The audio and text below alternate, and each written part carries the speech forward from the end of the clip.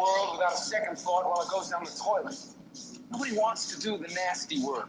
You know, the shit that we all just think about. Most good citizens are just along for the ride, and they can bitch and moan and complain about everything when it doesn't work out. Not me. Get it done. Revolution Radio, where we do the nasty work. www.freedomslips.com.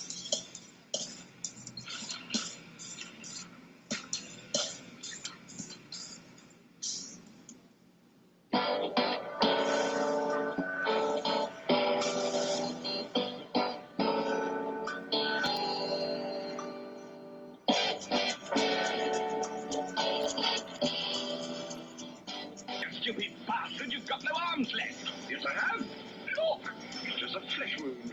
I don't believe bones. Such a display of courage, skill, nerve, grace, and stupidity. Bother you for that? Oh, what? Come here. What are you going to do, bleed on me? I'm invincible. You're a loony. A black knight always triumphs. Roundtable Live, Monday through Friday, 1 a.m. till 4 a.m. Eastern Time. Bring your mind, bring your ideas, bring your voice. King Arthur had nothing on us. Here at Revolution Radio, freedomslips.com.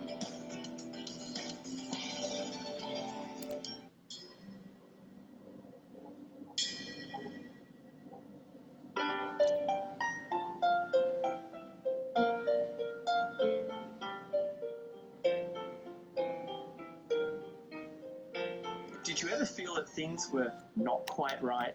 That everything was just ever so slightly askew? Do you have, to paraphrase Morpheus, a splinter in your mind? If you're interested in hearing the latest information about UFOs, the paranormal, Ancient cultures and structures, monatomic elements, longevity, fantastic discoveries in science, download it to your brain, then tune into us. Hi, I'm Dave. and I'm Maggie. And we are Shiny Side Out, Sundays 2 to 4 a.m. Eastern. See you then.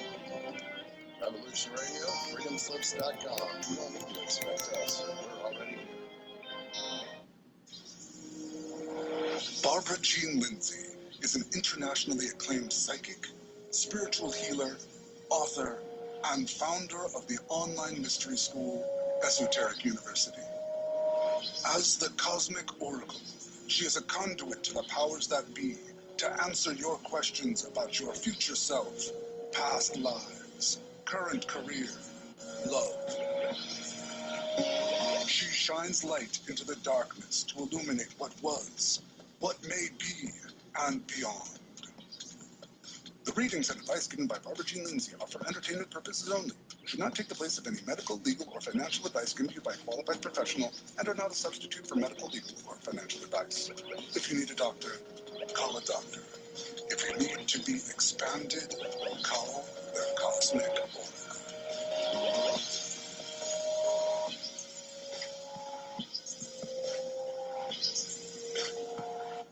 Hello and welcome everyone to the Cosmic Oracle Show. This is your host, Barbara Jean Lindsey. It is Friday, July 17th, 2020, and we are coming to you live from Salem, Oregon. I've been on the trail and traveling and just having an amazing summer, considering everything else that's going on in the world. I've just been having an amazing time. So welcome to the show. We have quite a show here for you this evening. We have our guest today will be Rob Potter, and he'll be talking all about his relationships with the Venusians and his upcoming conference as well in Mount Shasta, his 7th year, and that's August 25th through the 30th this year. We'll also bring on his good friend and my friend that I met at Stargate to the Cosmos in 2018, Dr. Raymond Keller. And we'll be talking about Ray's latest books and about his work also with the Venusians. So stay aboard here today. It's going to be a wild ride, but it's going to be wonderful. And I think you're going to learn a lot about the Venusians, because if you have any interest in the Venusians, these are the two gentlemen to fill you in and give you all the facts. So without further ado, I would like to thank you for keeping the Revolution Radio on the air. We are here only thanks to your generosity, and the way you can give is to donate. It's all volunteer. And so you just go to freedomslips.com. That's freedomslips.com, and hit that donate button and give whatever you can, $1, $5, $10, whatever you can. It keeps us on the air. No one gets paid, and it keeps the lights on and the computers running and everything going. And so I want to thank you in advance for your generosity in keeping us on the air. And so thank you, thank you, thank you. And so we're going to go ahead now and bring Robert Potter on. But before I do, I would like to tell you a little bit about him. Okay, Robert, I was able to hang out with him at the beginning of the year at Lorian Fenton's conference in San Francisco. And we had a nice conversation. And so I'm really happy to have Rob on today. Robert Potter is a world-renowned real physical contactee of the Venusians and the Pleiadians. He shares his knowledge freely about the travelers from these worlds. He has been having actual physical encounters with our space family since he was 17, and Rob will be talking about that. He has given seminars all over the world, including Egypt, Japan, Australia, Bolivia, Peru, Canada, China, Europe, and USA. He has also appeared on numerous radio and TV shows and has been interviewed in countless magazines and newspaper articles for over 45 years. Rob recently met the Venusian commander, Aura Reigns, and we'll have him talk about that for sure. And Rob can share this natural meeting that took place in a public place. He is happy to be able to speak about the messages of love and peace that they told Rob to give to the world. In this first ever exclusive, he's going to be talking about his Venusian messages and his contacts and what he is allowed to share with the public. So Rob is working closely with the Venusians, and he says that their philosophies and technological advancements can surely serve to enlighten our Earth towards an era of peace and prosperity for all. Rob's personal face-to-face contacts are increasing and have given him much new and relevant information to share with the world.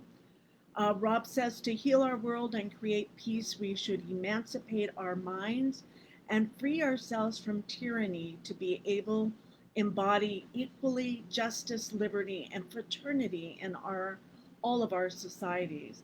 Can we grasp the reality of what is happening? And can we accept the messages and act on the wisdom offered from our solar brothers and sisters from Venus?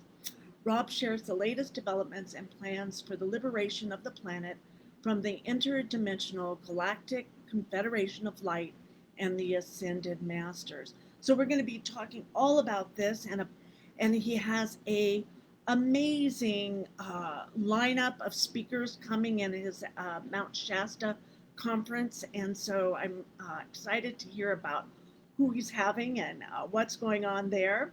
I know a little bit about it, but I think I'd rather have Rob kind of announce it, exactly what's going on there. There's been some new developments. And then we'll invite on my dear friend Raymond Keller. So Raymond, I also got to meet up at the Cosmic Stargate to the Cosmos in 2018. And he has an amazing book, one of my oh, that's him there. Okay, so let me add him to the call. Hey, Raymond, there you are. Good evening. I hope we added you to the call. I'm pretty sure we have you on the call. I think we do. So, yes, we can. I was just going to introduce, whoops, wait just a second. I was just going to introduce you, so that's perfect. So, okay. Great. Can you turn up your volume just a little bit for me? I'd appreciate that. Sure, no problem. Okay. How is that? That's better. Maybe one more. Okay. Yeah, that's much better. Okay. So Dr. Raymond A. Keller is a retired history professor, currently serving as an AmeriCorps Vista at In Touch and Concerned, a United Way agency providing accessible and affordable transportation options for persons with disabilities, seniors, and veterans in Monongalia County, West Virginia, and has recently come out with his second book, Venus Rising. But I hear you have a whole nother book you're working on. We're going to be talking about that. But I do have a copy of Venus Rising that Raymond, Dr. Keller, signed for me. And Venus Rising is a concise history of the second planet. And it's just a beautiful book with many facets of conditions and life on Venus in many dimensions, from a perspective of conspiracies, history, theosophy, ufology, and current events, especially space research. So welcome to the show, Ray. Cosmic Ray, that's how I know you.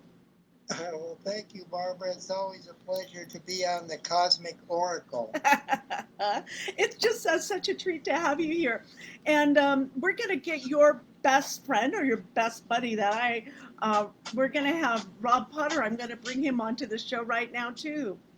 So we're going to have some fun tonight, aren't we? We're going to raise the roof here. Oh, yes. It should be a very interesting program. Okay, so let's add him to the show. We're going to add Rob right now, if I can find him on here. Rob. Okay, Rob Potter, where are you? Robert Potter, there he is. So we're going to add him to the show right now. And, all right, let's start this. You guys are going to be coming. There we go. Hi, Rob Potter. How's it going? All right, fantastic. So I have you're both here, two of my favorite friends that I met originally at Stargate to the Cosmos in 2018. Oh, there's something in the background. I'm not sure what that is. Okay, there we go. So let's start off with you're having a conference coming up, Robert, in Mount Shasta. It's your 7th year. Yeah. So it's the 7th year, but I think it's actually 14, 15, 17, or 16, and 18. This will be the 6th conference actually in 7 years. But yeah, wow. It's going to be wonderful. It's called Meet the Venusians in Mount Shasta this summer, and we've had you on our radar, and we're going to have you come and speak as well. I know. That's I'm so excited about that. It's like I love Mount Shasta. Everybody does, but once you go there, it does change your life just being in that environment of Mount Shasta. Yeah, it's absolutely amazing up here right now, and I can tell you that we're one of the few towns things aren't so kind of crazy. People, you don't have to wear a mask. It's a request. It's not they call it a mandate, but it's not a law. The police are not enforcing it. And same thing in the stores. Actual shopping, they have little social distancing things, but you can go in without mask if you want. This is your own individual choice. So the mountain is absolutely filled with campers and stuff right now, on the weekends especially. But it's so beautiful. It's so green. And if people look at The Promise Revealed on Instagram, or the Robert Potter public page on Facebook, or my website, thepromiserevealed.com, there's links to the conference. It's going to be on Eventbrite, event, B-R-I-T-E, one word, and you can click on that, and it'll take you to all the information and all the speakers and all the details, where to stay, how to get there, the airports, and all that kind of stuff. And we have prices ranging from $135 a day to buy 3 tickets and get 1 free for all 5 days. So if you want to come up with a group, it's absolutely fantastic. And I'm going to real quickly here announce that we have a new guest thanks to your host, Barbara Lindsey. His name is Bill Holloman, and he has the actual original crystal skull that was found in the Temple of the Moon in, I think that was in Central America, I'm not sure, or was it in Mexico? Belize, Honduras at the time. There you go. Mm-hmm. It's in Belize. In the 1920s, a young girl was helping her father, an archaeologist named Hedges, and she found an open little crack in the floor, and it went into a secret room, and there was a crystal skull there. And Bill told me today that she had found the jawbone a little bit later. Right. And she passed it on to this wonderful gentleman named Bill Holloman, who is going to be in Mount Shasta, coincidentally, for a Native American Elder First Nation conference on the weekend before and the weekend after. But I persuaded him to, with Barbara's wonderful loving help, to come to the conference, bring the original crystal skull, and to give a presentation along with Barbara on this wonderful artifact and New Age worker light tool. And we're going to be doing a special meditation, and all that information will be released at the conference, but he's coming on Friday only. So this is the night of our Skywatch. It's going to be a jam-packed, wonderful day. And I hope all your people can make it. We have some amazing presenters, and one of the most, I'll say, amazing speakers, of course, is our guest with us today, my good dear friend, mentor, guide, teacher, and historian extraordinaire. The Venusians call him the Cosmic Ray, who lived on Venus for 10.5 weeks, viewed the Akashic Records with the permission of the Ascended Master Amboria, and is working on his 7th book in the Venusian series right now, or 6th book actually, and he's going to be releasing 2 of them at the conference, along with the 3 he's already written, the Venus Rising Trilogy series on Amazon.com. Mm-hmm. You can find him on my website, or in my Facebook page, and we have a lot of wonderful information. We're going beyond the silver space suits and the spaceships, although those are wonderful aspects of our extraterrestrial family. But we'll be exploring portals, the nature of ascension, with another contactee alongside Raymond called Luis Mostojo Fernando Martens, who he himself has been to Venus. He's also been to the artificial moon of Ganymede, where he met a Venusian who explained to him the purpose of that artificial moon as a galactic confederation teaching school for many different races coming here to aid the Earth in her transition into a higher vibration. So despite all the fear and the crisis and chaos that's come upon humanity at this time, I'm hoping that people will recognize that the Ascended Masters, the avatars, the saints from all the different religions, and even the Ascended Master, Jesus the Christ, did not come here to fail. This crisis will be averted. This is a time for those of you called to serve, the light workers, the star seeds, the awakened people who recognize that our world is in a crisis phase through various challenges. One of them is revealed in a book I've written called My Friends from Venus. It's about the contact that my dear friend Dr. Raymond Keller, who's going to be talking to you later, all about Venus. If you have any questions, if there's a chat room, get them in there. You're going to be amazed. It is amazing and wonderful and profound knowledge. And his very calm spiritual demeanor will become present when you meet him.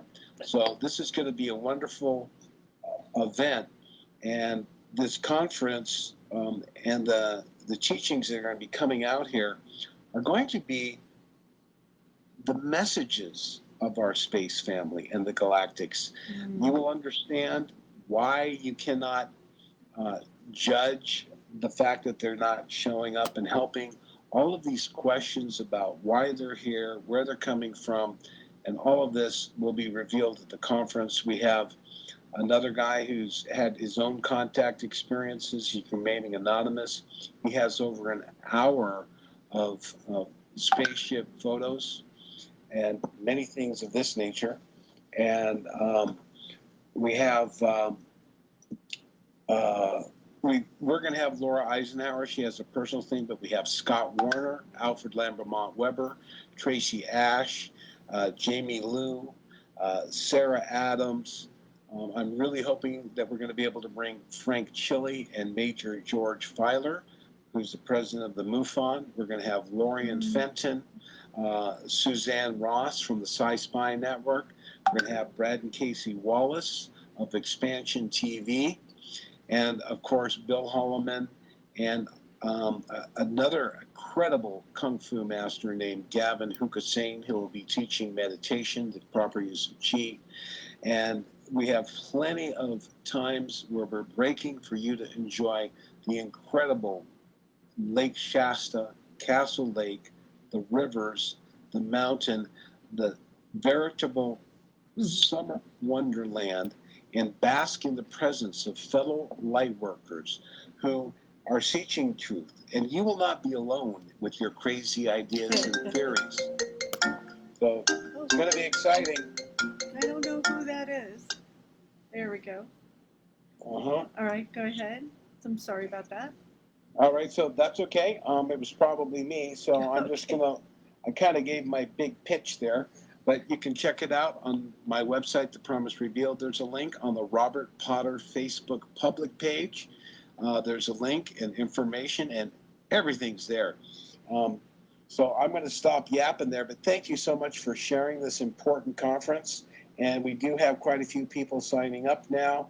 For those who are not, who are worried, you can travel on planes. All you have to do is wear a mask. The tickets are cheap. You can drive here, and it's going to be epic this year. I can promise you that. We have some amazing, amazing things.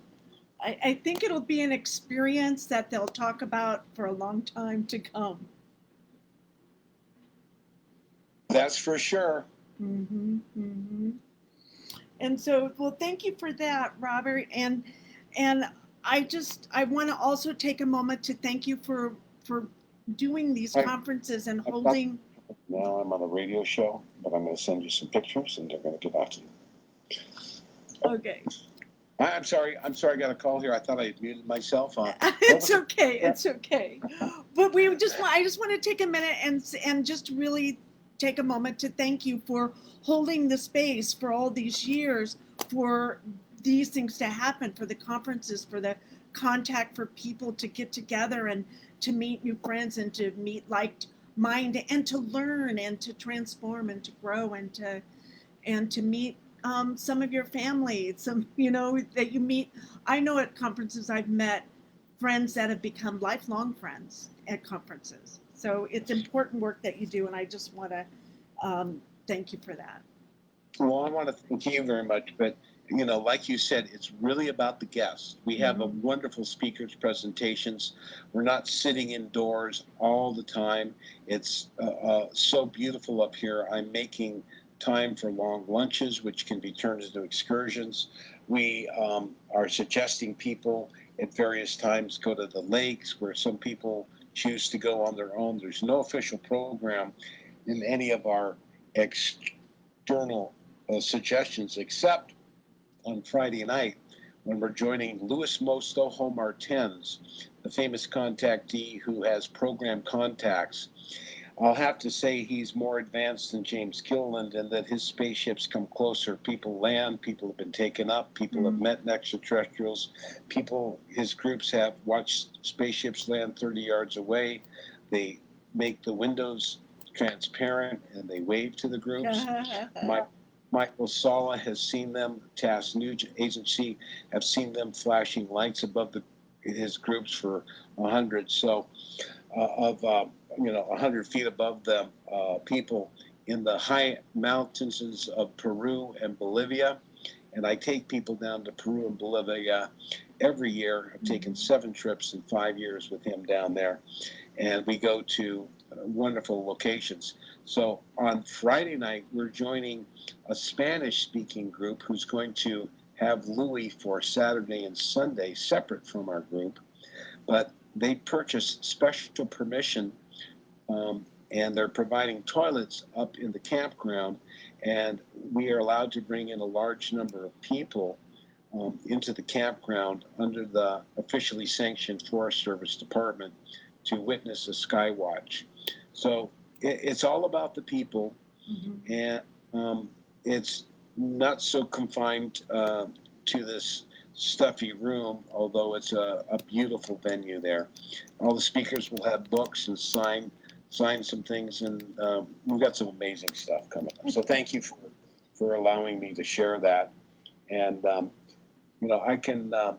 going to be happy to stay here if you want to ask me some questions. I would. We're going to bring Raymond on and talk to him while I have him. And then I'd like for you if we could kind of maybe go down your list of people that are going to be there, because a lot of the names I looked at, I wasn't as familiar with. And so, sometimes when you're in this field, it's the same people a lot of the time. So I thought it was really refreshing to see some people I wasn't familiar with. And I'm sure our listeners here would like it, maybe a little breakdown of like Onek,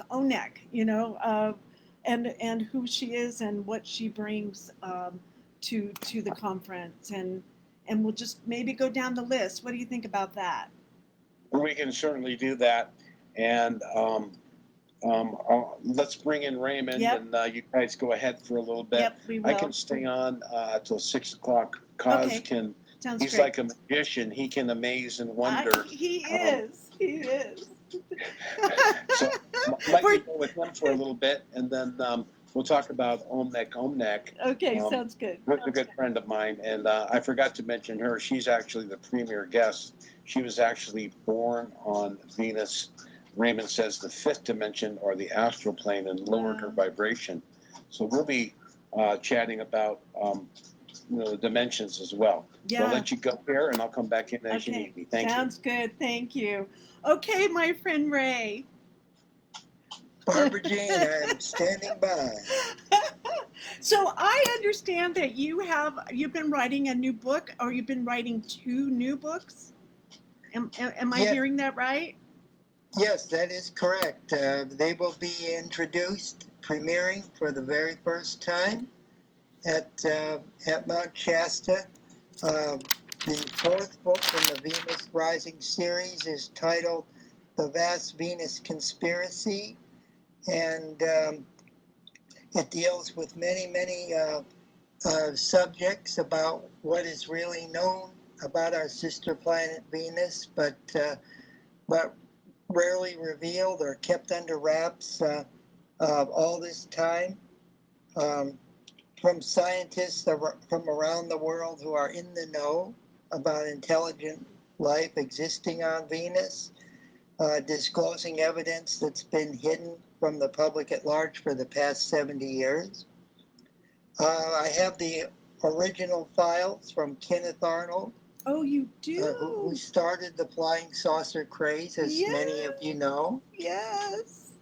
And back on the 24th of June, 1947, flying over Mount Rainier, when he sighted 9 disc-shaped objects skipping as saucers across water over the tops of the Cascade Mountains. And but the little known is that until many of these UFO groups got started, like Aerial Phenomena Research Organization, of which I was a member, and NICAP, National Investigations Committee on Aerial Phenomena, Civilian Saucer Intelligence, and these other groups, Kenneth Arnold was working very closely with Raymond Palmer from Amazing Stories Science Fiction and Science Facts magazine, and also the Mystic magazine, and investigating occupant reports, flying saucer occupant reports up and down the West Coast, including many that involve Venusian landed ships. And so there's one in a national park in California and another right along the Washington State coastline, where a ship actually came down and spoke with people of Earth, invited them aboard the ship and everything, and all the details investigated by Kenneth Arnold and his wife Doris appear in the fourth book. Okay. Would that be the part with Doctor Strange's, or am I in a whole different? Is that a whole different section? Oh, yes, Doctor Strange's and Valiant Thor and the team was on the very first Venus book, Venus Rising: A Concise History of the Second Planet. Okay. But this book also includes accounts by contactees, involving direct and psychic communications from our brothers and sisters of Venus. So you won't want to miss that.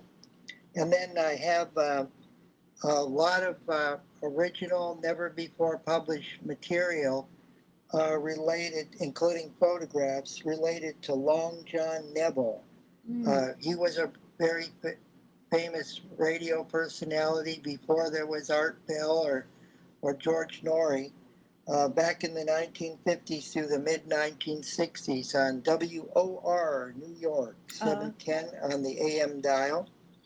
Its signal covered 25 states, and it was also syndicated nationally.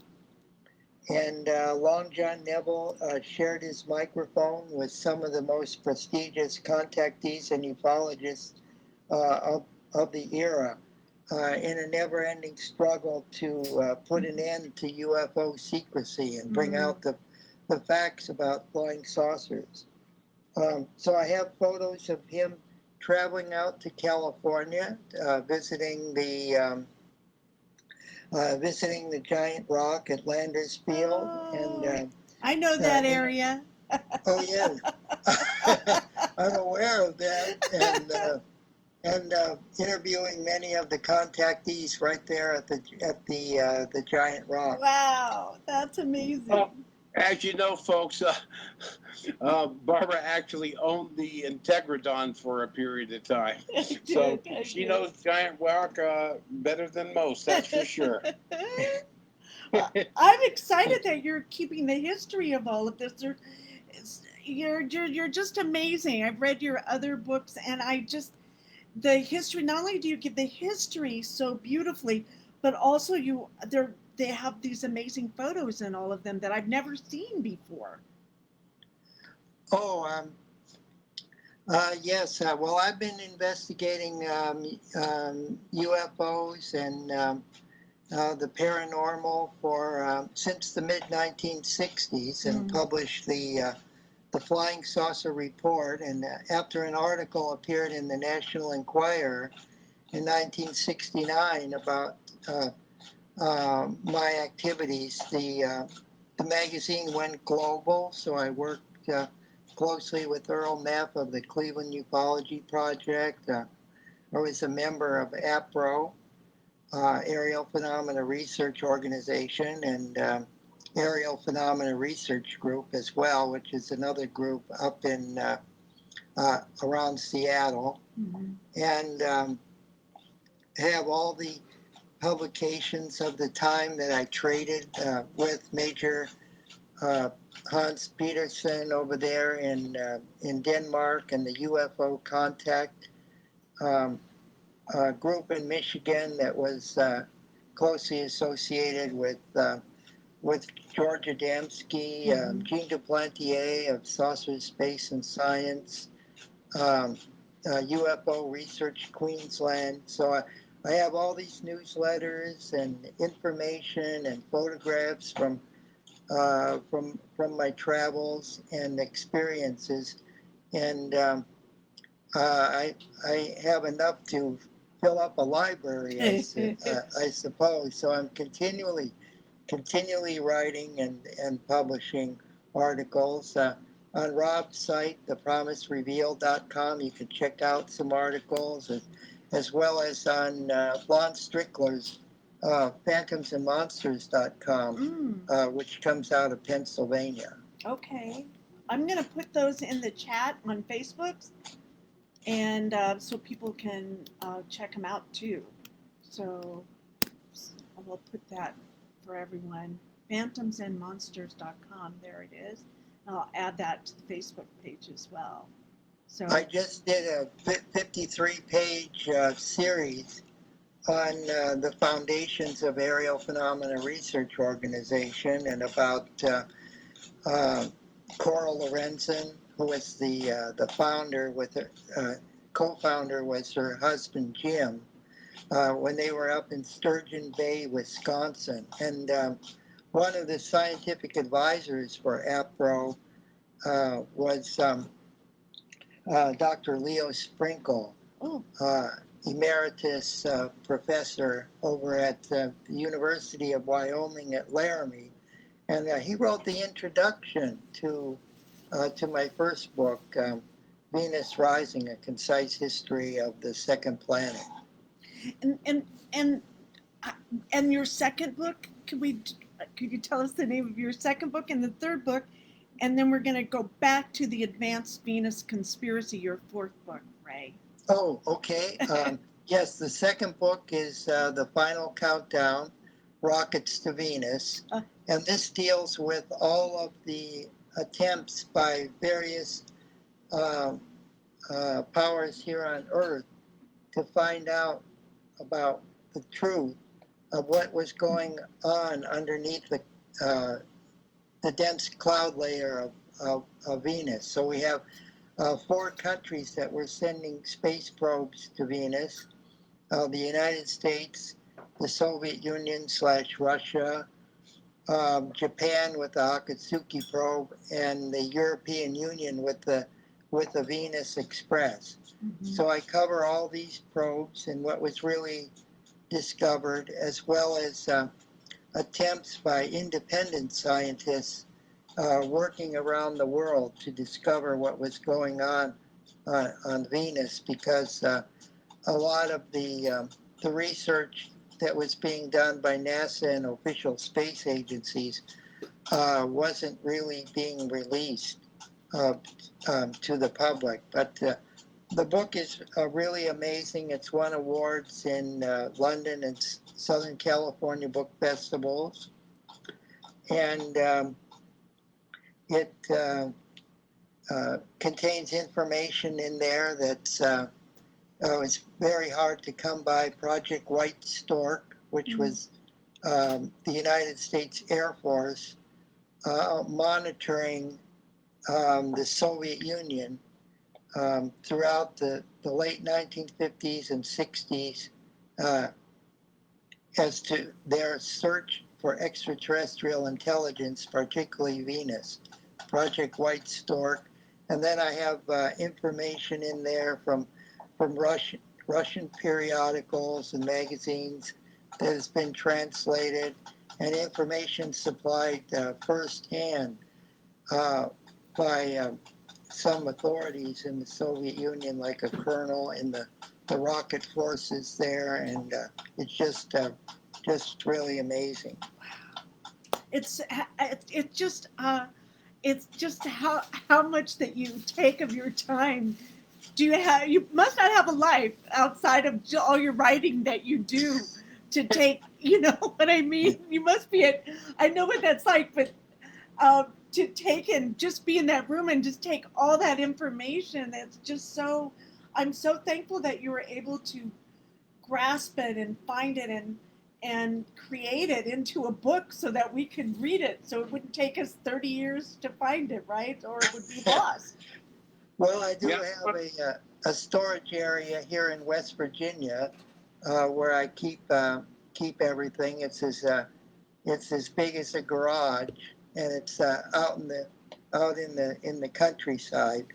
And I'm always getting material from around the world. I just the other day I went to the door and the mailman brought me a lot of books from Spain and Italy about contactees over there, and Wonderful. and about the Venusian contacts. And just recently, speaking of Louis Martins, I worked very closely with Louis. He wrote a book that in Spanish about the dragon, the sign of the dragon, which is the crop circle in Wiltshire, England, and then his experience in following the dragon line across Europe and down into the Middle East. It's like a straight line, and it connects these 8 chapels and churches and monuments that are devoted to the Archangel Michael. And there's all these crop circles and strange paranormal events and contacts that have taken place. And Louis put them all together in that book.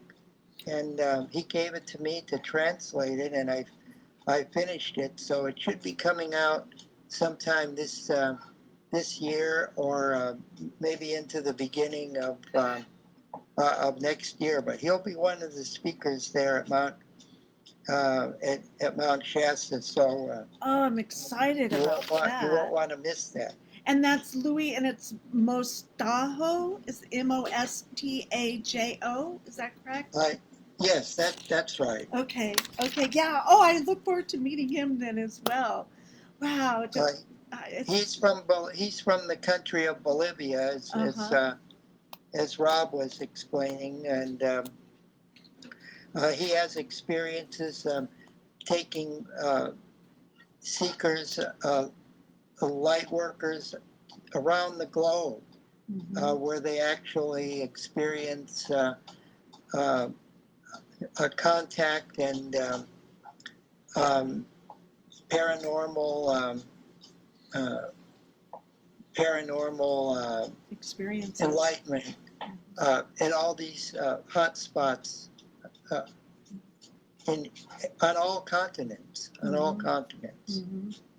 Well, and I know that when Rob, we were introducing you before you came on the show, that you had spent 10.5 weeks yourself personally on Venus. I know I've had you on the show before and you've talked a little bit about that. Can you tell us a little bit about that, or is there any other experience that you would like to share with our audience today about your recent contacts or contacts with Venusians? Oh, okay. Some recent contacts. Rob and I on November 20th of last year encountered Commander Raines, and she answered 8 questions, and they were actually recorded and on video. So Rob will be presenting that material as well as some other material there at Mount Shasta. But I've been receiving so many questions about it that in the capacity of being a cosmic postman, I've taken a cue from George Adamski. And what he did was he contacted C.A. Honey, who was a journalist at the time, and he put out a cosmic newsletter, and so he would devote a column in there every month answering people's questions, the many questions that came about Venus and life on Venus, because so many people would ask the very same questions over and over. And so by answering a few questions every month, people could find the answers that they were looking for. So this is something that that Rob and I have started. We're going to have a mailbag feature, and not only for myself, but for other contactees and experiencers as well, that they could share information and answer a lot of frequently asked questions. Oh, I love that idea. So what I'm going to do, I'll just fill you in on that. My new website is almost ready. I'm looking at it today. It's getting a whole new look. It's being more functional. I'm cutting out a lot of fat. I'm making a lot of stuff. I'm having what are called truth references blogs, where I have a lot of special premium content, and I'm going to have a section about Venus, and we're going to have a special one with Raymond Keller, and it's going to be called, the Cosmic Mailbag. I love people will send in questions to me. I will forward them to Raymond, and we'll kind of take turns answering some of them. And the ones that we cannot answer, it's possible on occasion they may wait a little longer because Raymond's contacts, aren't like every day, but he certainly can get the messages to them like he has for me, and we'll get actual answers from them. I will be able to most likely play recorded messages of the questions I've already received, as well as the 8-question interview, the 27-minute long of the 6th-dimensional moon-based commander Aura Rames, who served the Earth for at least 300 years.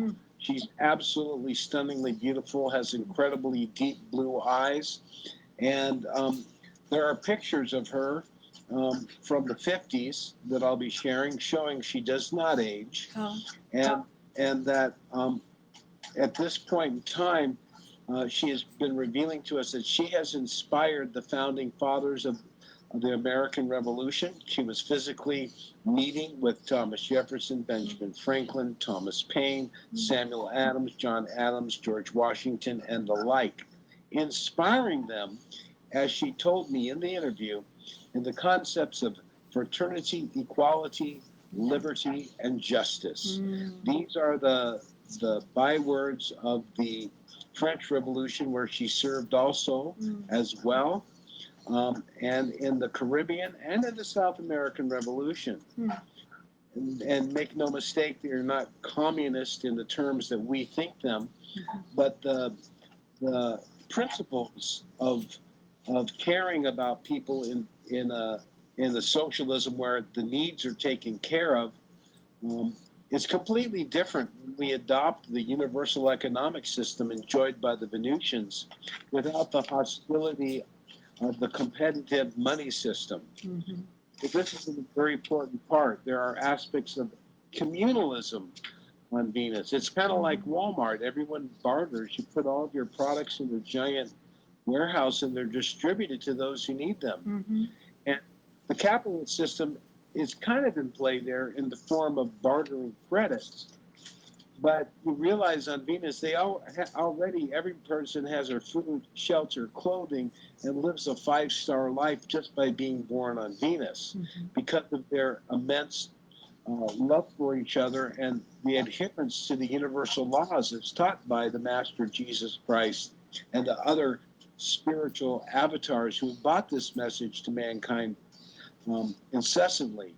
We are now coming to the age of revelation, and we're going through a whiny teenager phase. Someone's moving a lot of papers and making a lot of noise. You might want to mute there. But they're making a lot of tremendous inroads into sharing in their community the wonderful ideals And they even have a Department of Happiness. So if they need more pies, there's no lack of loss. There's no skimming off the top by a fiat currency debt slavery central banking system. It's all provided by the state. And we think, oh my God, well, you don't work. Well, they've got their technology and their cooperation down to a level that they serve very small amount of time on a regular basis, as much or as little as they want, for the upkeep of their society. And they are able to bake more pies and see to it that everyone has something. And they make sure that the technology and how they create these wonderful items is in harmony with nature. They do not pollute. They do not destroy other life in the creation of the abundance and prosperity that they enjoy. And because they're an interdimensional world, they have contact with beings from higher dimensions. And this can open up a wonderful can of worms for you to ask Raymond the details. Yeah, I will too. We want all the details for sure, Raymond. And we could use them because we could definitely need some help here to restructure things here with the chaos. There's also a new beginning, and I really feel like the Venusians are here to help us to create a new beginning here. And maybe they've been here all along, right, Raymond? And I'm not as aware as you are, for sure.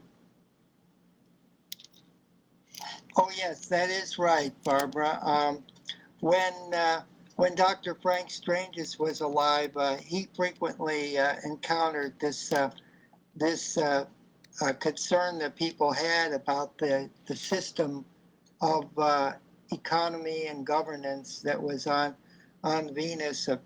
People were fearful that it sounded too communistic, but he would frequently turn to the second chapter in the book of Acts in the New Testament, Acts of the Apostles, because in the last verses, the last few verses in there, it describes that they held everything in common, and they had a common table, and it describes a system of communalism where it's by a free association. So it's not anything that's to be compared to the regimented authoritarian regimes that are on this planet.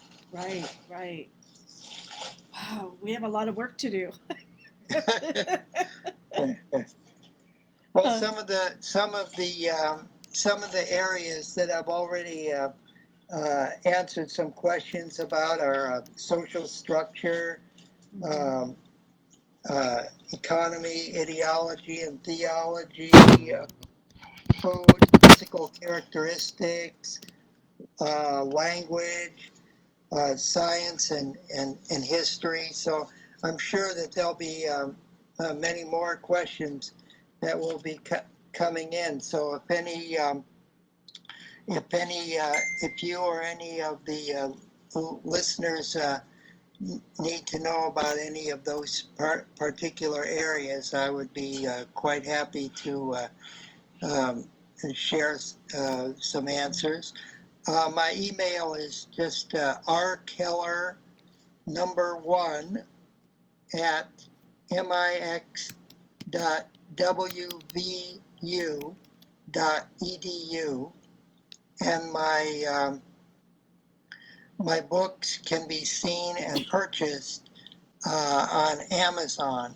So just go to Amazon and type in the search Keller Venus, and it'll take you right to the 3 books, and very soon to the 2 new books. Oh, I'm excited about that.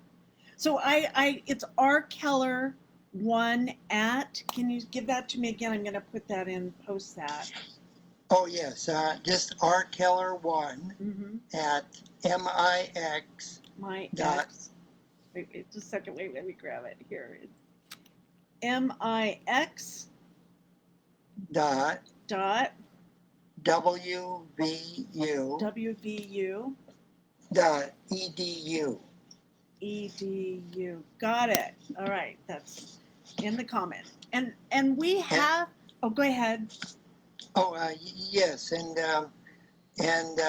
because I've published so many articles with Lon Strickler and also with Rob, and I'll usually be able to quickly find an answer and to answer the question and just forward a copy of the article as well as a friendly note to any inquiring readers, inquiring minds that want to know. I love it. I love it. Well, we have a lot of the inquiring minds, so it's going to be. We have not a question, but we do have a comment from Keith Anthony Blanchard, and he says, "Wow, this is amazing." He said, "I had a visit from a Venusian the other night by the name of Sketcher." Oh, okay. Well, where's he from? Where are you from, Keith? Yeah, well, Keith, if you could let us know where you're from, that might be helpful. I know he's still on the line, so he'll let us know. So here's an amazing thing that I found out that in the interview. You know, I've had many contacts with them, and I knew who they were. And after Raymond arranged me to write questions to them in 2019, they confirmed that my meetings and my intuitions and my telepathic communications with these individuals was correct. And they looked so much like us after meeting the commander. It was kind of anticlimactic. There was no spaceship ride. There was no special information. In my particular contact, they asked for the questions beforehand because it is an official communication given to Earth. And thanks to Raymond, I'm very fortunate that I was able to ask the questions that people want to know. Why are you here? How do you view evil? What is the problem here? All these things are answered in this book that I wrote, and I called it My Friends from Venus, which is an homage to Dr. Frank Strange's first effort at the book called Stranger at the Pentagon. Right. He wrote a book called My Friend from Outer Space. I love this. We're almost to have break. We have 1 minute before break. So I want to let all of our listeners know that. And where can they get your book, this particular book, Rob? I just sent you the link here. You can put it up there. Okay, but great. They can email me, Rob at the Promise Revealed, and I'm going to, I'll send them a link to a PDF file. Okay. And also, or to a folder. And in the next month or so, this folder will be populated with recorded messages given to me in another series of questions. You'll hear the voice of the Queen of Venus, and all of these, all this information is in a written form. Some of the questions and answers were not recorded. I've been in a dialogue with Valiant Thor for 12 years through Dr. Frank Strange's until he died. And Valiant Thor doesn't answer a lot of questions. They're very reticent to answer questions of political nature, but as they have said to us, the angels forever attend us, and they are here to help us in the growth of spiritual development in terms of love. They will, and they are actually behind the scenes now, working with selected individuals on the earth, either secretly or openly, and even in some selected locations where Earth people are going to develop technology so that we can usher in the real space age after humanity can overcome the oligarchs and the false matrix that is being controlled by some humans here. Okay, we're going to break. Thank you. And we'll be right back after this break, okay? Everyone stay right where you are. That's just a feeble cortex looking for an answer it doesn't have. See? Even your brain knows it's true. That is still the adrenaline, right? Whether you know it or not. The heart's beating fast.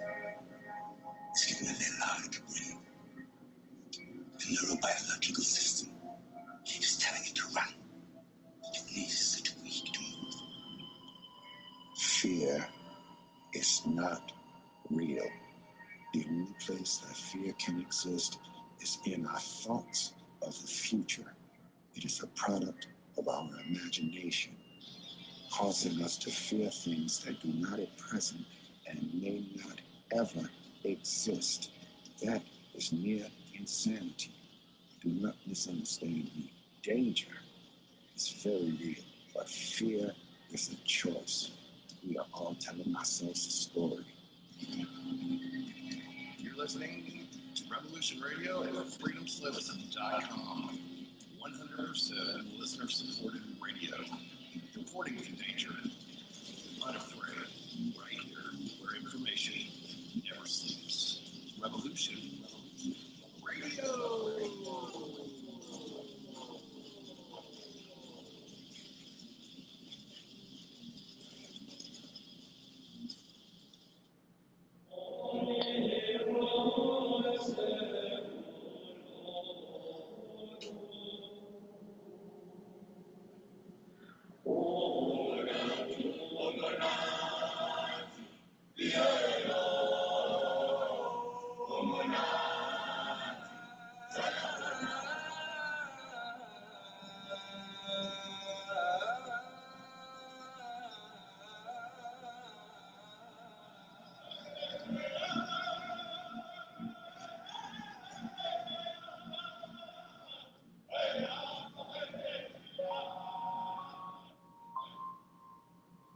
Join Revolution Radio every Wednesday at 8 p.m. Eastern Time on Studio B for Momentary Zen with host Zen Garcia at freedomslips.com, the People Station.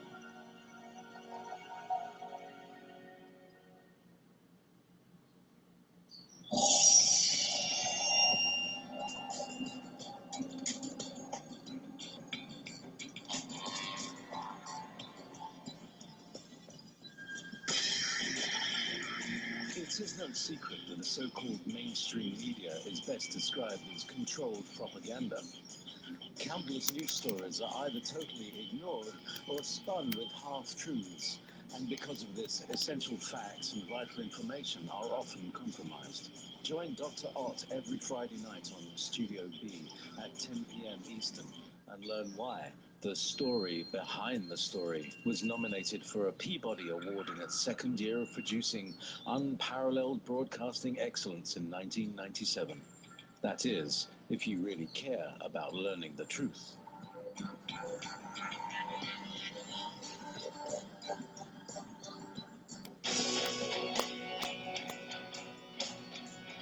All right. Thanks for listening while we take this short break here at Revolution Radio, freedomslips.com. And now we're going to get back to your host.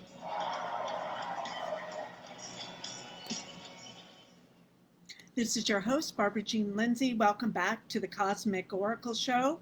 And thank you again for being so generous and keeping us on the air all these years.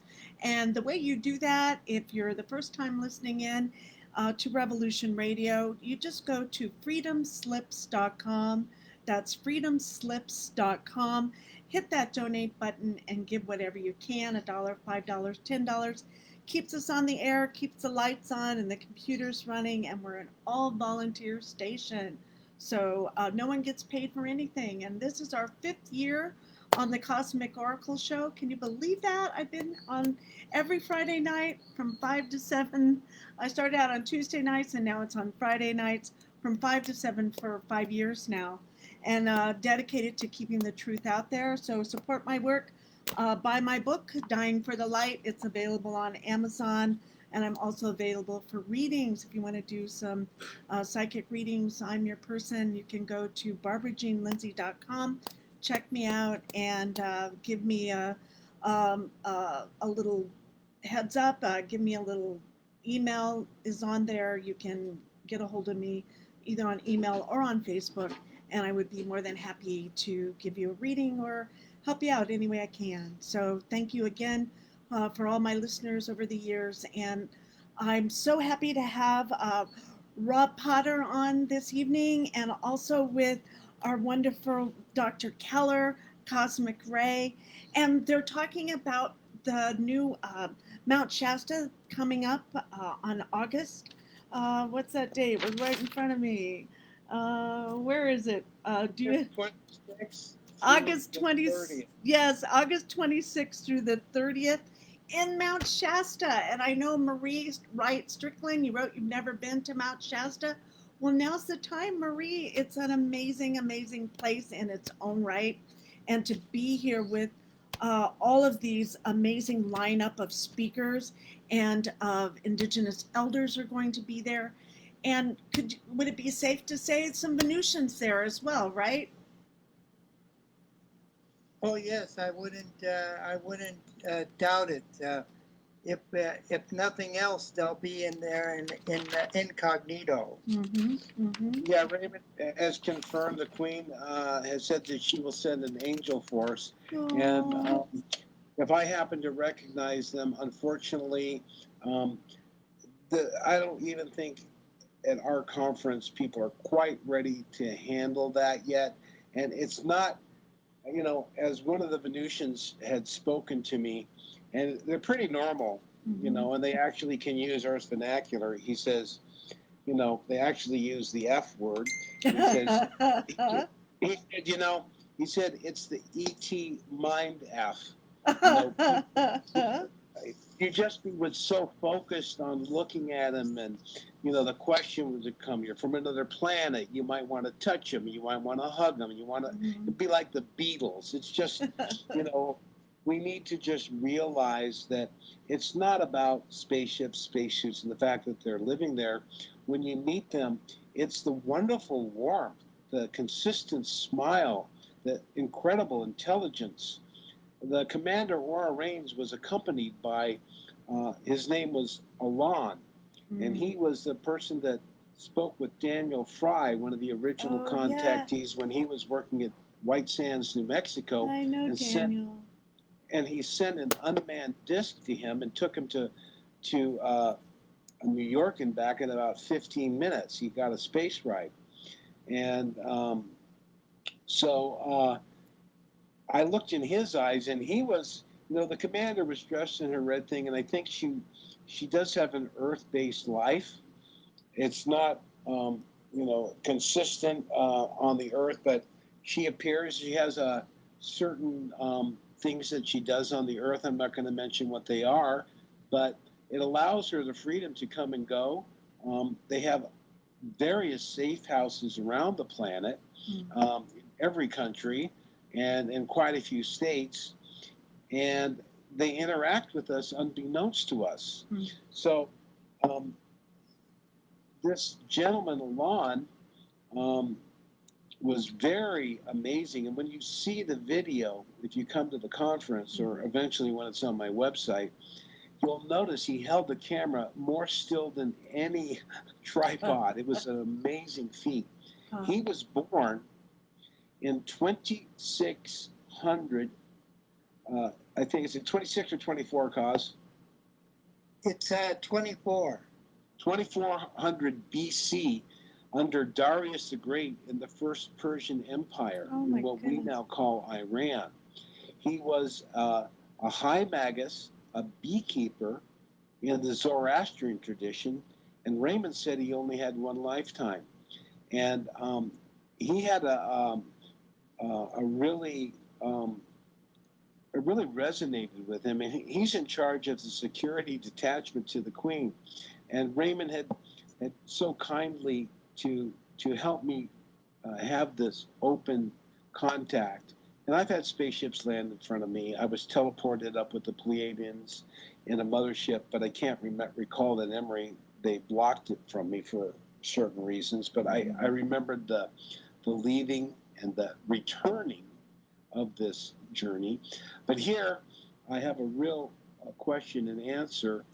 Due to Raymond, he asked the security chief, hey, can we arrange a meeting for Rob? And the security chief goes, no. And Raymond used his pull, because he happens to know the actual matriarchal queen of Venus, Her name is Lady Orda. Stunningly beautiful, incredibly, you know, amazing person. You have to read Raymond's books to get the full down low skinny on it. But she said yes.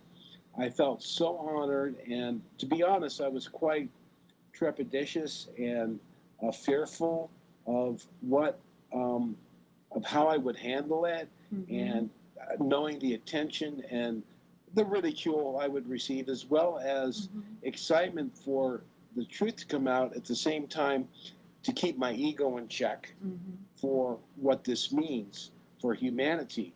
And you know, and then, you know, in the last 8 months, I haven't even asked any more questions. So be aware, I'm going to be asking a series of questions. We'll probably get a whole nother series of questions from Valiant Thor. I'll have questions answered by hopefully Alon. I can't speak for them now, but they've been very, very generous. And Valiant Thor said to me in the messages, our channels are always open to you.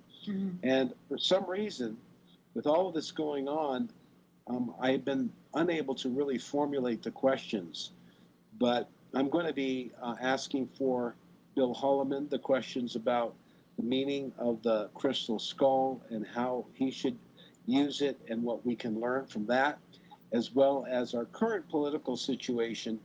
But mostly it'll be about their suggestion for humanity during this time of crisis. So, and then I'll take these questions and the other questions, and they're quite in depth if you read between the lines, and I'll make my book that I have will expand. I love that. And I would have some question myself.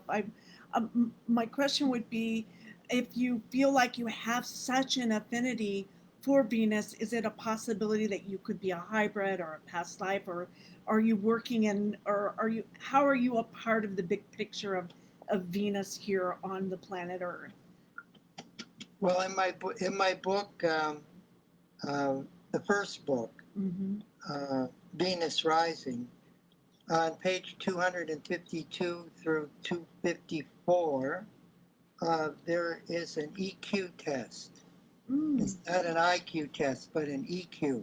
Now, what's Determine it? your extraterrestrial quotient. Oh, I love that. Okay. So you could go through my checklist and determine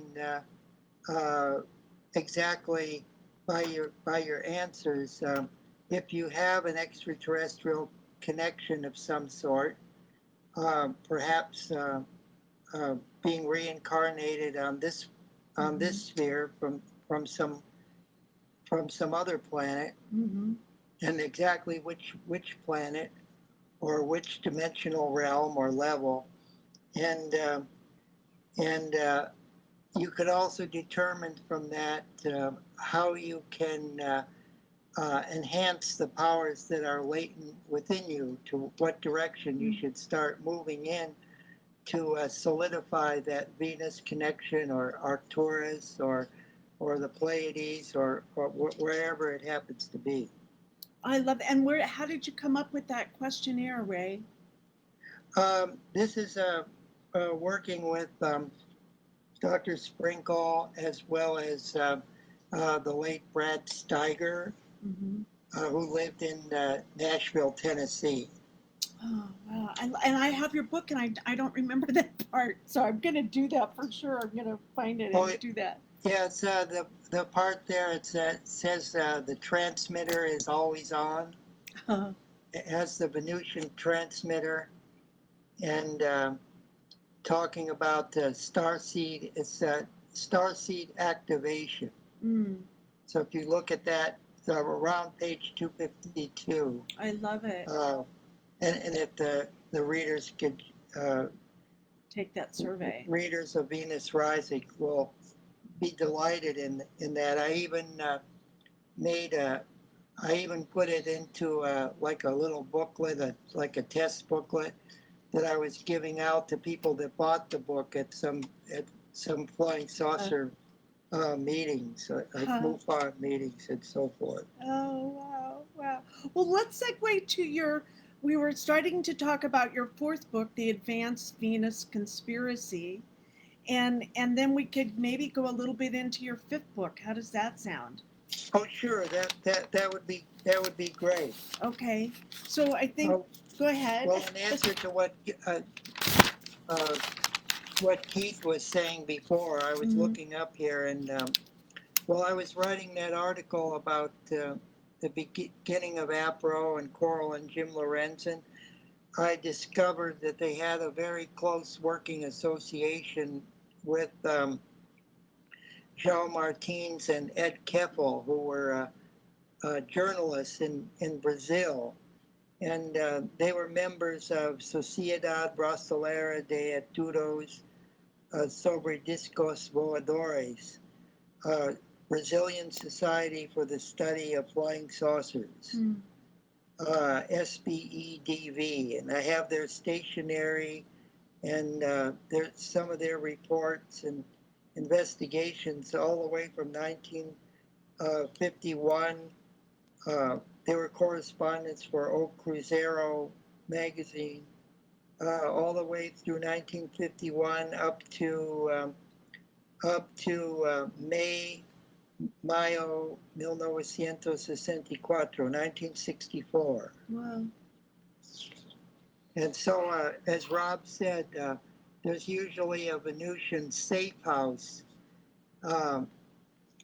somewhere in the vicinity, and they frequently show up at UFO meetings, paranormal groups, and they just kind of blend right in with the crowd. So if Keith will never know when they might be, maybe he'll be able to sense them telepathically. Mm-hmm. I was in mainline MUFON outside of Philadelphia giving a talk in 2018, and there was a woman that was all dressed in white, and she raised her hand in the back of the room, and I identified herself as a journalist and asked some questions for the local paper, and so I answered the question from the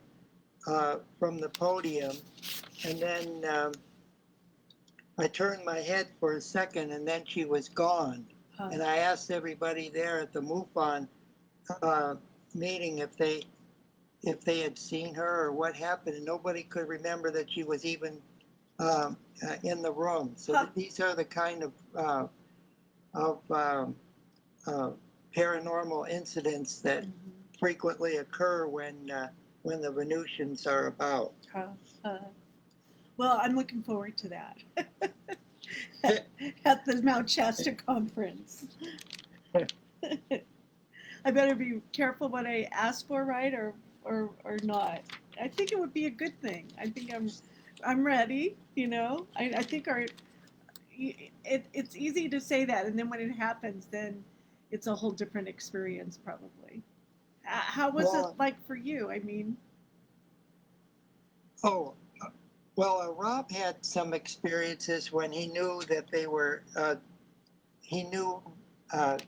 he sensed or telepathically understood that some Venusians were around, and one of them was right there in Yucca Valley in a convenience store, and I think it's a real interesting story.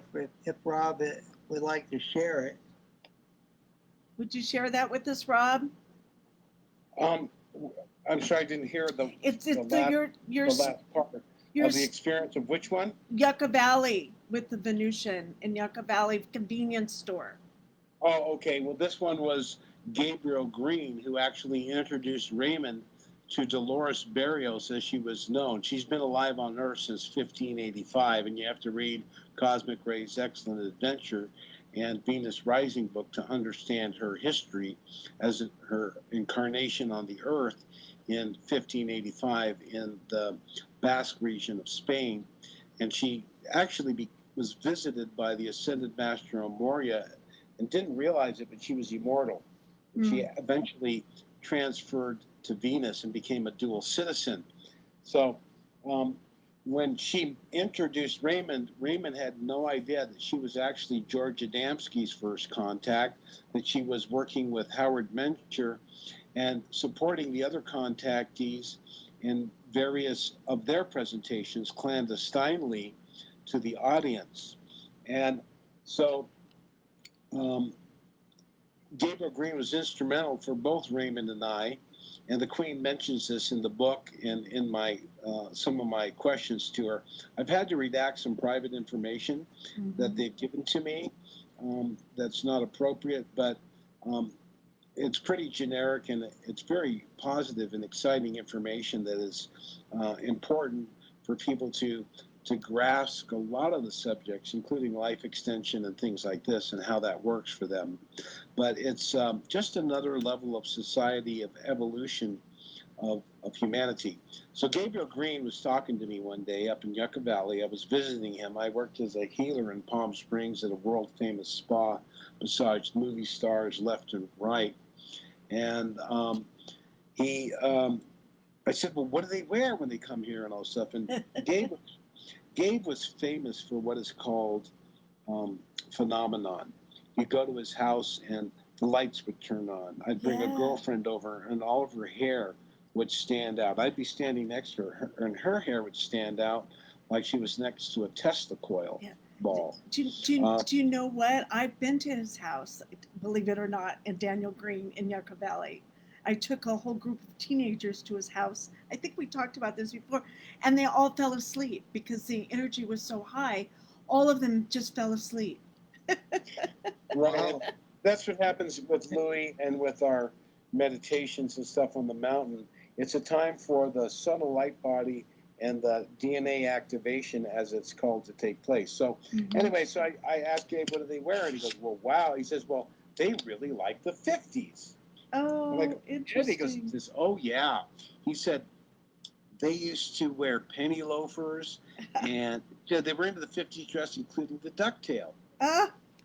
And this was one of my first Venusian contacts. And I was at, it was called a TikTok or a 7-Eleven, I forget which one in those days, but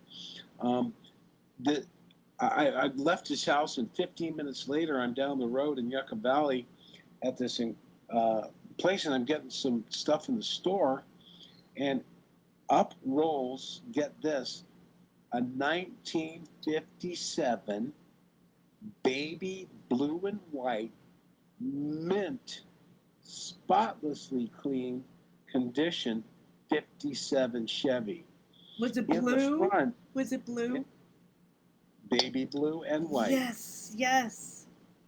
Okay, so the driver got out, and I didn't recognize this till later, but because I wasn't that familiar with Dr. Frankenstranger. I'd heard the story, but I hadn't really perused and gotten into the images. But this was the vice commander, Don Thor, and in the back, wait for it, we got 3 gorgeous women. I think, 2 shades of blonde and one more kind of brown-haired girl. Beautiful girls, all wearing white blouses. They all had black and white saddle shoes, knee-high bobby socks or socks, and plaid type of schoolgirl uniforms. And they came in, they were not sitting in the back seat. They were sitting like in American Graffiti. It was right out of American Graffiti. They were sitting on the convertible was down, and they were sitting on top of the back of the where the trunk was. The girls slid their legs over. They didn't even open the door. They slid off, and they came in, and they kind of pranced and danced around with an incredible, vivacious, young, like a teenager energy with smiles on, skipping through the store. And I'm kind of looking at them, going back and forth. And not really, they're going behind me, and I was with a guy named Michael Allegian. And I said, Michael, those are Venusians. And he goes, what? No, what are you talking about? And I couldn't make a scene with him because I know the rules. You have experience and you don't draw attention to them. And And the girls went up and down the aisles, and then they all filed out. They didn't buy a thing. But the guy, Don Thor, walked up. I was just heading to the checkout, and he walked to the checkout. Back in those days, you could pick cigarettes off the rack. They weren't locked up. And he grabbed some cigarettes, and I thought, and I telepathically said to him, I said, yeah, right, I know you're a Venusian. There's no way you're going to smoke those cigarettes in front of me. And so he started pounding them. You know how they... Right. Yes. Pounding it on the bottom of the top to pack the, I'm not a Right. cigarette smoker, so I don't know that Right. story. Right. But he had a white T-shirt. He had penny loafers, and he was Jeans. wearing jeans. Yes. And his hair was in a ducktail. Oh my gosh. And he looked at me kind of with an eyebrow raised, actually kind of like they had in the cover of the thing, kind of like with an eyebrow raised looking at me. And I said, I was telepathically saying him, I said, go ahead, light up. And so he kind of, a little smile on the corner of his mouth, and he said, do you have a pack of cigarette? You have a pack of matches? Because they gave them away back then in the, this is in 82 or something. And the guy gave him a pack of matches, and then he looked at me, and he kind of held them together, and he rolled them up in his shirt sleeve. 50s, and they got off and drove off, and I tried to explain to Michael Allegian, but he wasn't there when Gabe had this conversation. So that was one of my first, at least to my knowledge, open physical visitation with 5 Venusians.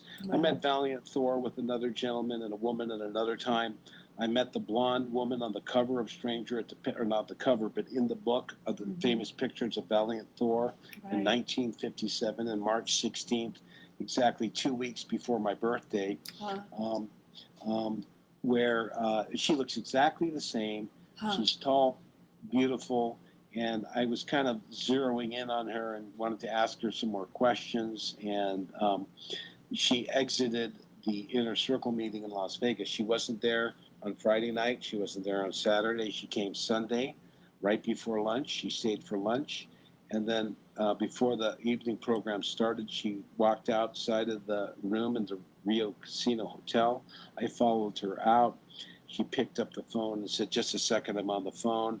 And I was looking at her, and she just made her exit, because I think they know me. I'll corner them, and I'll shake them.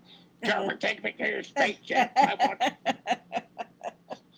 I often describe my intensity of desire and truth, like if you've ever seen the movie Cable Guy with Jim Carrey. Yeah. When Matthew Broderick kicks him out of his house because he set him up with a hooker. Right. And Jim Carrey comes back, and he's slamming against the door, running down the hallway. And I think that's why they had mercy on me. And I want to thank Cosmic Ray publicly here again for arranging this incredible experience, and for all of his generous time, sharing his knowledge and his dedication to his incredible series of books, and for all the people in the future who will learn the truth as this information becomes more understood and mainstream. So it's coming, folks. Thank you. You're welcome. And I know our last conversation, Cosmic Ray, is we need all of your work in a library, in a museum. I'd love to. We talked a little bit about that. If we could have all of your work in one place and protected in a museum space for the public, would just be, I think, a wonderful next step for all of your work to keep it so it's safe and for the future generations to come, like Rob was talking about. Oh, yes. Well, thank you, Barbara. Jean, I really appreciate that. I was planning on sending it to the Archives for the Unexplained. Hakan Blankovitz's archives in Sweden, which I think is the largest UFO archive in the in the world. But I would rather have it in the stay in the in the United States, if at all possible. Mm-hmm. Well, if there's any of our listeners out there that would be willing to help start up, that would be amazing. And any of our Venusians that are listening, maybe they could help start this and get it created. And I think it would be so helpful in so many ways that.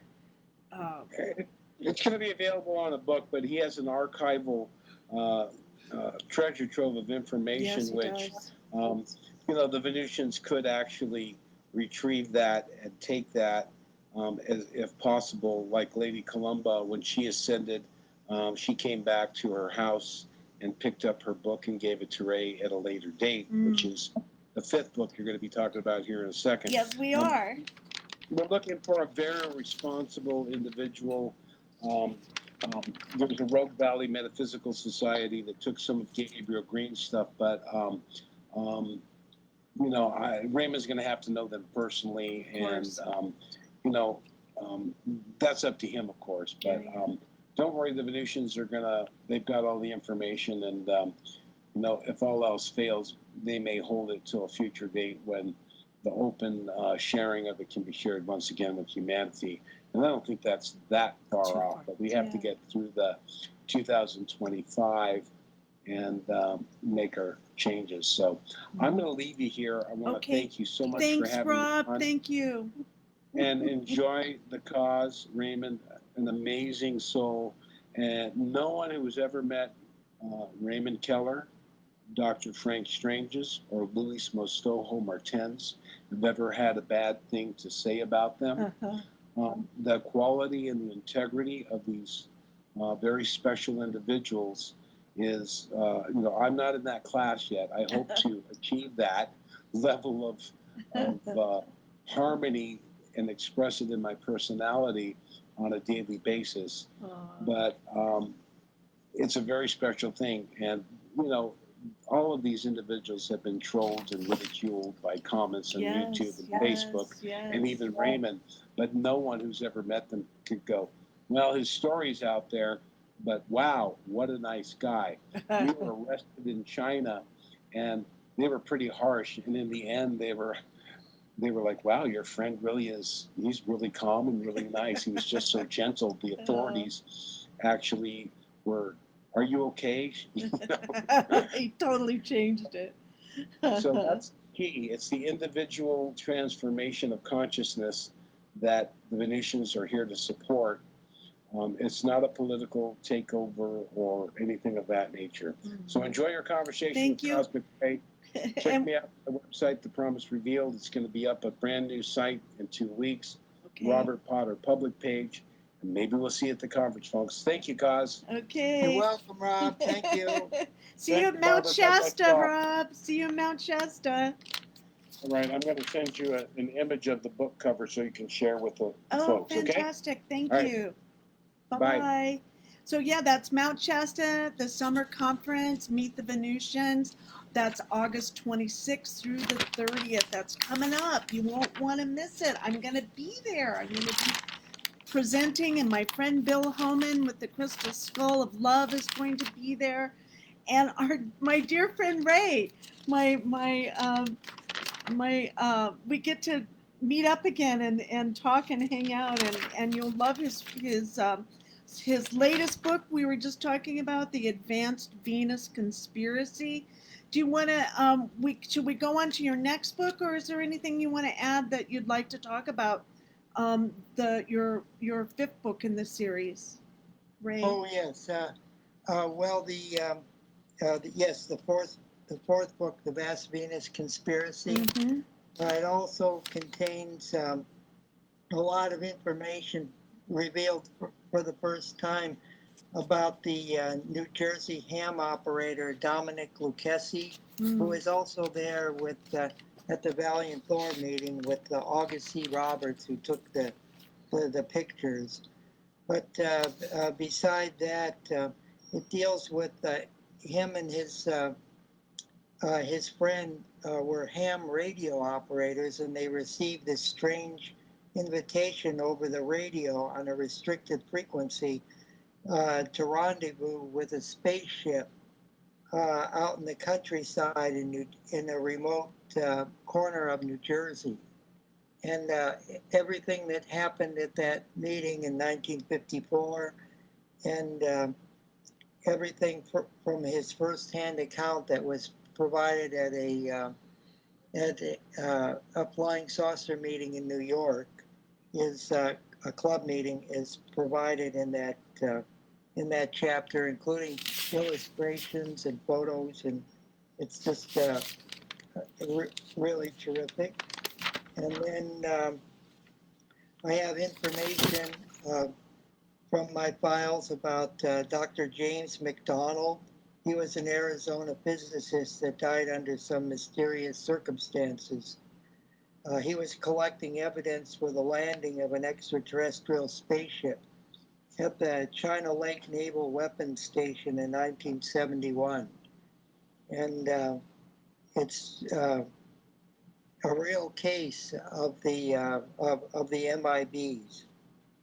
And then Dr. J. Allen Hynek, the Project Blue Book Air Force consultant from 1948 to the closing of Project Blue Book in 1969.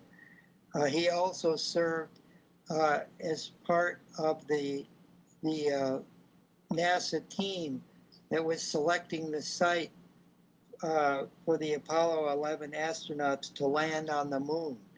So he was working out of Corrales, New Mexico, the observatory there, and they were monitoring these strange flashes and phenomena to the north of the Sea of Tranquility and the Aristarchus crater in that region.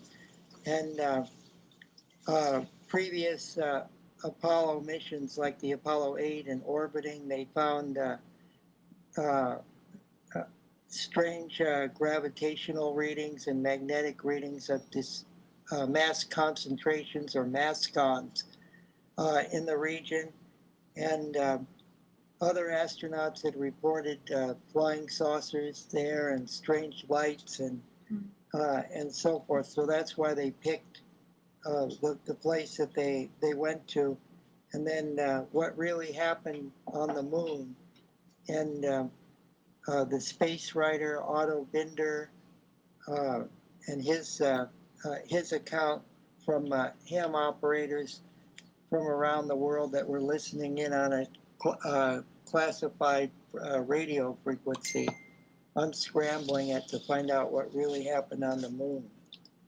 So that's in the Vast Venus Conspiracy, and all about the moon base on the far side called Clarion, and it's everything in that book is thoroughly documented. So that's book 4, The Vast Venus Conspiracy, and it should be out in a couple weeks. Oh, I'm excited. I can't wait to read it. I have to get all of the information I can so that when I come to the conference, I guess you don't have to do that because you're going to learn so much, your mind will fold, right? That's how I feel when I go to conferences. You get so much new information, you don't know where to put it all. So. Oh yes. Well, it'll be a unique experience, and it'll be enlightening and entertaining as well. Mm-hmm. I think so. And so let's talk about your 5th book then. So what's the title, and what was your intention and inspiration to write it? The 5th book is called Lady Columba Venus Revelations. Wow. And this deals with the life of Annabelle Krebs Culverwell.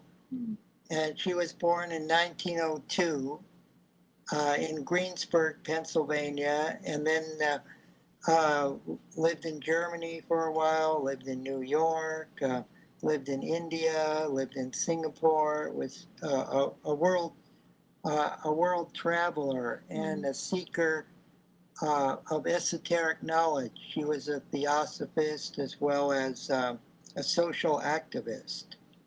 And she was a secretary for several of the contactees, but she had her own unique experiences in traveling aboard flying saucers to the moon and to the backside of the moon as well. And her book was entrusted to me along with a lot of original art, and so that is Lady Columba Venus Revelations, which will also be revealed there at Mount Shasta. Wow, that's like it's just so exciting. I'm so excited. It'll be like Christmas there, for sure.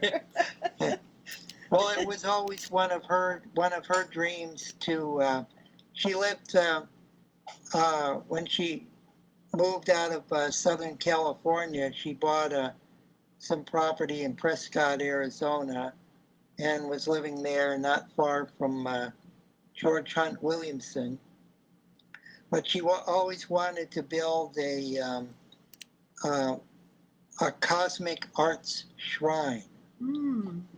And so Rob and I and Onek we're talking about the possibility of following through with her wishes and eventually setting up such a shrine there. And she described it in detail of how she wanted it to be and what kind of structures and apparatuses and art that she wanted to have included in it.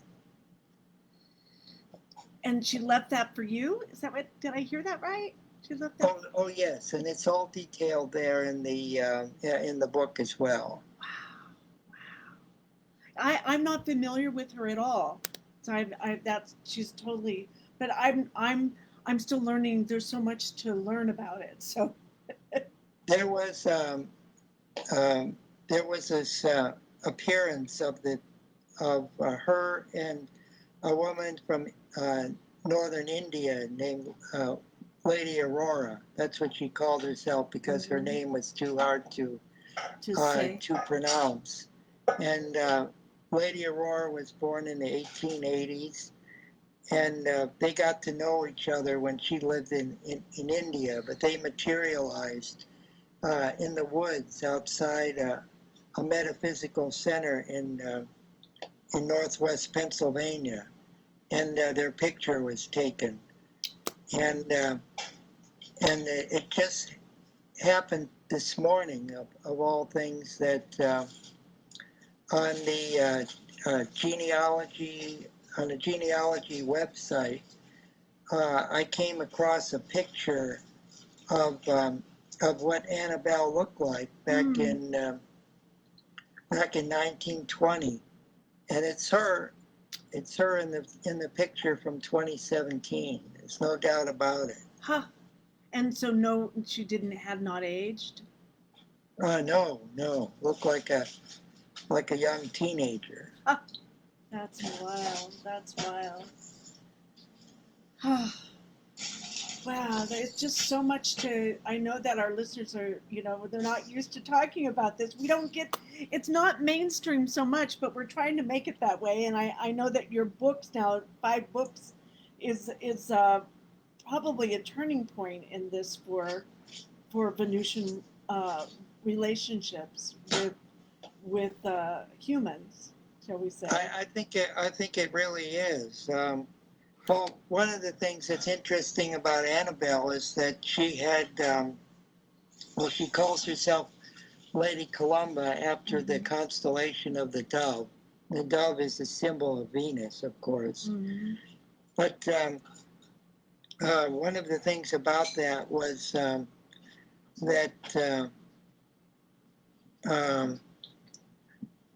what was that? I lost my train of thought Lady there Columba, for a moment. Lady Columba with the dove of Venus. Does that help? Oh yes. Well, okay. the book details her whole life and her contact experiences and so forth. So, yes, that's what it was. She predicted her own resurrection, and then there's a beautiful painting that she did about there's a Venusian on the moon base Clarion on the backside of the moon, and she's laying on a slab, and there's these strange rays that are emanating from her eyes and from her body and out of the Venusian's hands, and they're downloading her after reconstructing a new body for her from DNA that was collected before she died, and she predicted this would happen to her because she saw this process taking place on the moon. And she made this beautiful painting of this resurrection process, and so it's in the University of Arizona at Tucson in the Art Museum, and I also have a copy of it in the Lady Columba Venus Revelations book. Wow. I can't wait to see that. I wish we could see some of the photos. We're just audio here, but they'll have to buy your book in order to see the amazing photos that you have. And she drew pictures of the moon base. She drew pictures of, and these were drawings from the late 1950s and early 1960s, but it has blue avians in there, and it has various extraterrestrial hybrids. There's a drawing in there of Aura Reigns sitting in an interplanetary council with a Venusian master and an avatar on board a space platform called the Leviathan. Leviathan. I love the name. I love to say that, Leviathan. So what? The space Leviathan, and it was launched from the moon, and is situated between the orbit of the moon and the Earth. And so there's a drawing that she made of the council meeting there, as well as a drawing from Venus from the temple in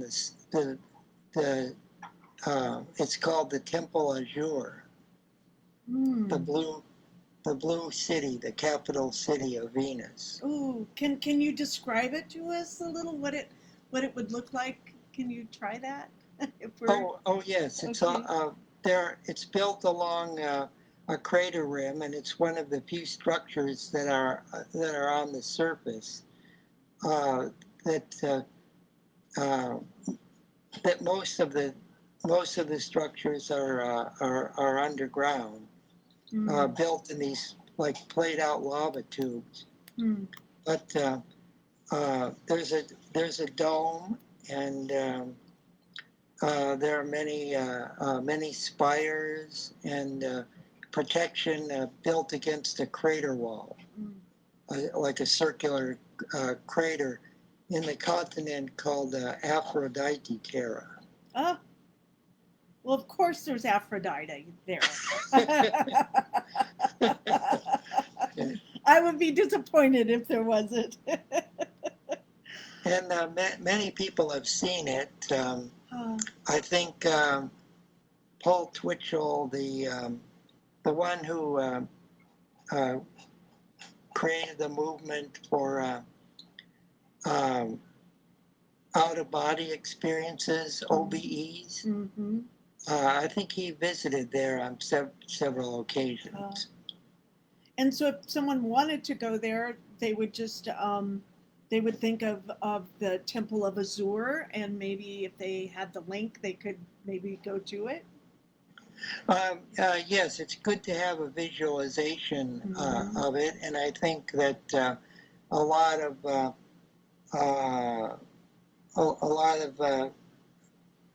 contactees who've been there and have done drawings or have brought photos and things of could if you focus on those, there's a really good site called Unarian Wisdom, and that posted some of my articles as well. But there's a lot of beautiful artwork in there about Venus in the third dimension and higher dimensions as well. And it's called Unarian Wisdom? Unarian Wisdom, yes. .com? Oh, yeah, there it is, unarianwisdom.com. Oh, I love that. I'll put that. Oh, it can't be reached. Darn. I'll have to look it up again. And that's UNARIAN wisdom.com?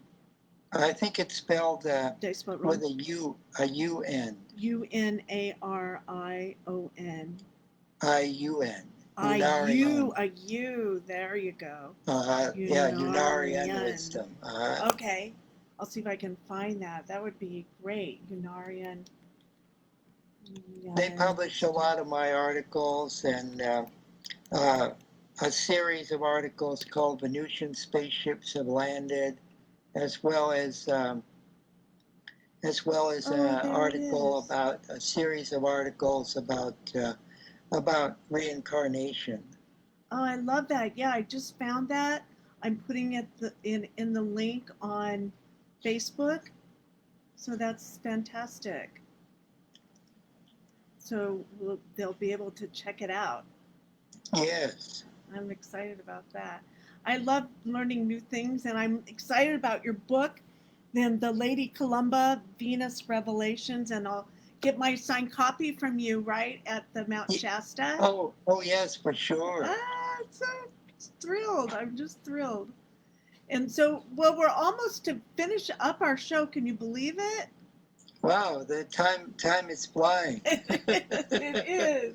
So, can we leave, like, let's say if someone wanted to have more contact, let's say with a Venusian, and they're interested in it, they're intrigued by it, there's maybe a little bit of passion there, what would you say would be the best way for them to have contact? Well, they'll be the ones to initiate the contact. Although the chances of it happening are greater if one is at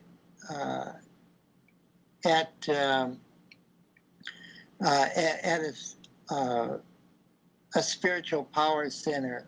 Like, for example, during the harmonic convergence in 1987, there were a lot of people there, and some didn't see anything, but others saw the materialization of beings, of spacecraft, portals. Some people walked through portals, and for some it was a magical experience because their heart was in the right place.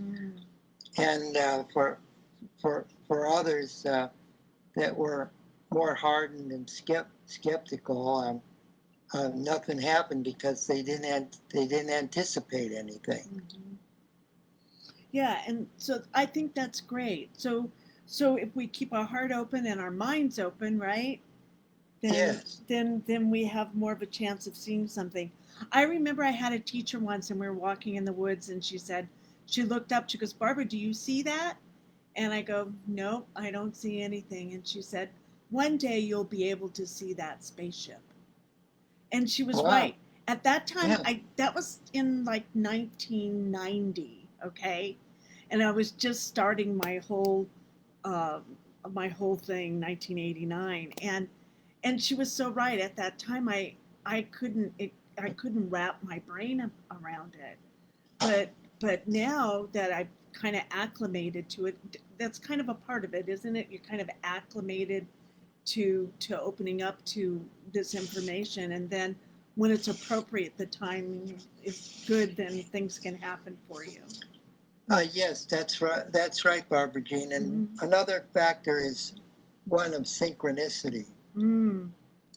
because that's the universe's way of telling you that you're moving in the right direction. Oh, I love that. I don't think I could hear that enough. Synchronicity and maybe some grace, right? A little grace. Would you call it grace too, right? Oh, yeah. Yeah, grace is a good word for it. Yeah. Well, I just want to thank you so much. It's great talking to you again. It's like we never left from Stargate to the Cosmos, Ray. Oh, yes. Well, I'm looking forward to see you and all of our other friends of Venus up there on Mount Shasta. Yeah, me too. Thank you for coming on, and thank you to our listeners for tonight's show. Thank you for listening to the Cosmic Oracle. Check out the websites here that I have on Facebook under Barbara Jean Lindsey and the Cosmic Oracle Show. Go to thepromiserevealed.com. That's thepromiserevealed.com. And get your tickets. Get your tickets and come. Show up. It's going to be amazing. I will be presenting. Dr. Ray was going to be there, and our Venusian friends will be there, and Rob will be presenting, and he has a whole list of amazing. Lorian Fenton, who also has a show here on Revolution Radio, will be presenting. My good friend Brad Olson, I noticed, is going to be there, and my friend Suzanne Ross, and I mean, there's a whole group. In Onek, we didn't really get to talk about her, so you're going to have to check her out and go to Mount Shasta yourself and have an experience and meet up. And the motivational speaker and metaphysical teacher, Dennis Adams, who also lives in Mount Shasta, will be there.